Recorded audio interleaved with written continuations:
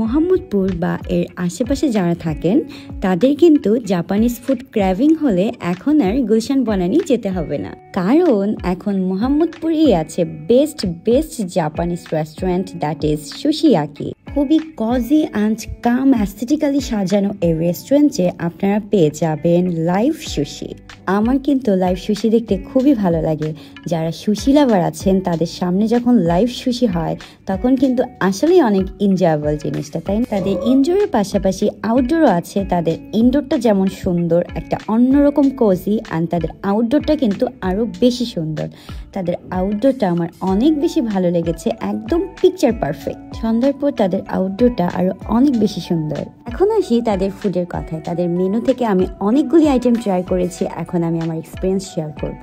তাদের dim sum option থেকে আমি নিয়ে নেই চিজি চিকেন ডিমসাম, যেটা আমার কাছে খুবই ভালো লেগেছে। দেন আমি ট্রাই করি তাদের এই কালামারি ফ্রাইসটা। এটা খুবই ফ্রেশ ছিল অ্যান্ড এই সসটা দিয়ে বেশ ভালো লাগছিল খেতে। দেন স্যুপ আইটেম থেকে আমি নেই cream of mushroom soup.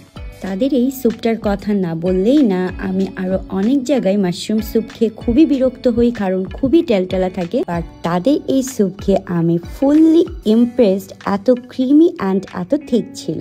And তাদের লাইভ সুশি স্টেশন চলে আসলো আমার টেবিলের সামনে আমাকে ড্রাগন রোল বানিয়ে দেওয়ার জন্য। আপনি যখন কোনো সুশি বা রোল অর্ডার করবেন, আপনার সামনেই তারা এত সুন্দর করে বানিয়ে দিবে। পুরো প্রসেসটা আপনি এনজয় করতে পারবেন অ্যান্ড দেখতে পারবেন যে কিভাবে আপনার রোলটা বানানো হয়েছে। Though I am not a sushi lover, but তাদের এই মেকিং প্রসেসটা আমার খুবই ভালো লাগে। তাদের মেইন কোর্স থেকে আমি নিয়ে নিই mixed fried rice, basil leaf chicken and prawn curry. আমার তাদের এই আইটেমগুলি বেশ ভালো লেগেছে, আমি হাইলি রিকমেন্ড করবো অ্যান্ড দুজনের জন্য একদম পারফেক্ট। তাদের ড্রিঙ্কস আইটেম থেকে আমি নিয়ে নিই ফ্রেশ ওয়াটারমেলন জুস অ্যান্ড একটা লেমনেড।